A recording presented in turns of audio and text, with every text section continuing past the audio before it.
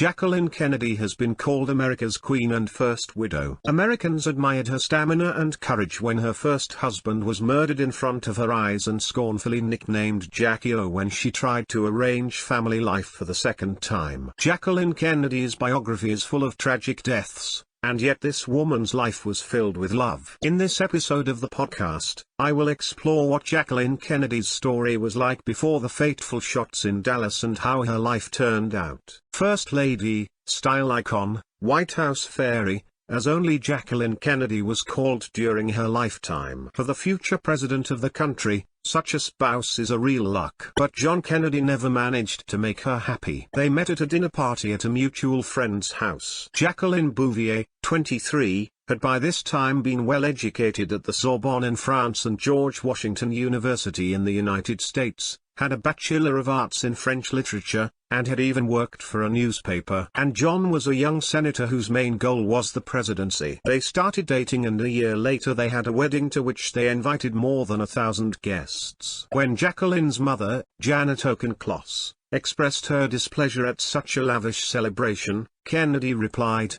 "You are only giving your daughter in marriage, and at this wedding I have to introduce the country to the future First Lady of the United States." But that was a long way off. In the meantime, the young wife had to get used to her new life as part of the huge Kennedy clan. Raised, educated and well-read, she was quite different from John's sisters and could not fit in with them. Nevertheless, Jackie played the role of mistress of the house and wife of the politician with dignity. She put up with her husband's frequent infidelities and dreamed of a large family. 3 years after the wedding, Jackie finally became pregnant, and soon suffered her first major loss. Daughter Arabella did not survive. They sold the house they were living in, moved to another city and decided to try again. Caroline Bouvier Kennedy was born on the big American holiday, Thanksgiving 1957. Jacqueline was happy, the dream of a family was beginning to come true. 3 years later, John F. Kennedy announced his candidacy for the presidency of the United States. Devoted to her husband in everything,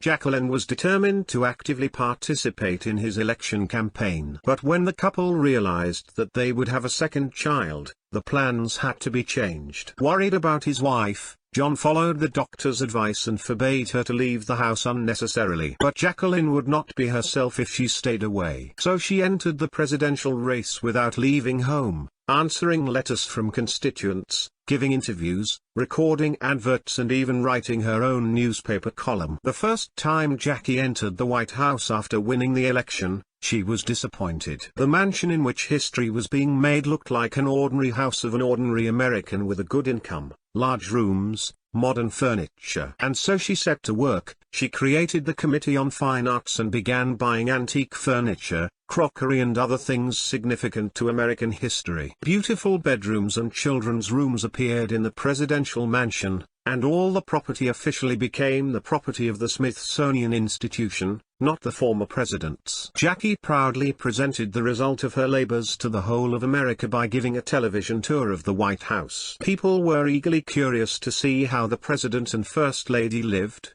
and fell in love with them all the more. The president realized that he owed his popularity, among other things, to his wife. He realized, but he kept cheating. The most notorious scandal of the time was the rumored affair between John F. Kennedy and Marilyn Monroe. Rumor has it that she even called the White House to inform the First Lady of their liaison. "That's fine. I'm moving out and you'll handle all my problems," Jacqueline replied to her. She was good at taking a punch and never stooped to the level of her husband's affairs. However, Jackie's personal life was also legendary. Her warm relationship with John's brother Robert led people to speculate that the First Lady was not in love with the Kennedy she married. But there is no proof of this theory, and Jacqueline's behavior during the terrible events in Dallas speaks for itself. She loved John. His death was a terrible blow to her. In November 1963, Kennedy began campaigning for a second presidential term. They came to Texas on a working visit. John had to address the voters. In Dallas, they were met by the governor and his wife, and together they drove through the streets of the city in an open car. When the gunshot rang out,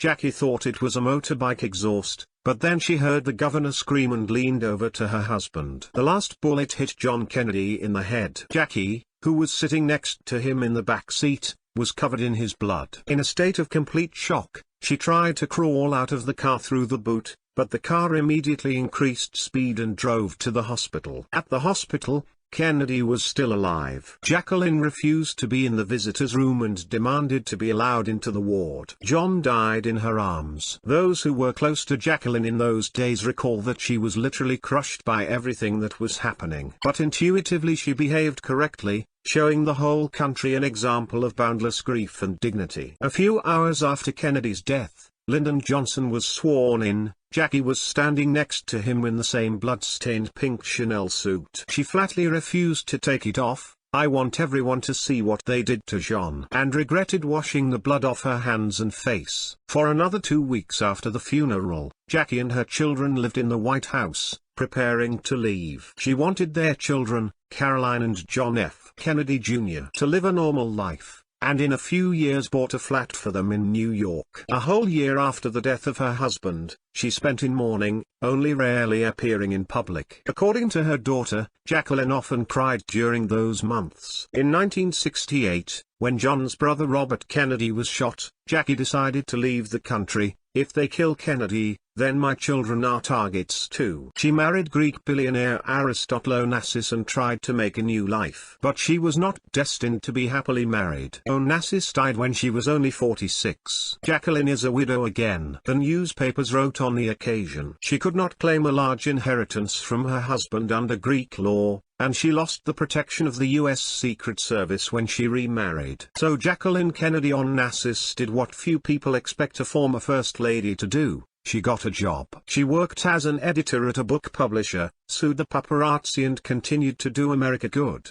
to the best of her now modest abilities. It was Jacqueline Kennedy who protected New York's Grand Central Station from demolition and prevented the construction of a skyscraper that would have obscured the sky for visitors to Central Park. She also focused on preserving her first husband's legacy. In addition, Jackie returned to journalism, taking a job as an editor at a New York publication. Here she met her last love. The tycoon Morris Templesman actually became her third husband, but Jackie did not dare to legalize her relationship with him, fearing that the new marriage would again be condemned by the public, which would negatively affect her work to preserve the architecture of New York. She died in 1994 of lymphoma, just a little short of her 65th birthday. Fortunately, Jacqueline never learned that 4 years later their youngest son and his family would be killed in a plane crash. She had enough tragedy in her life as it was.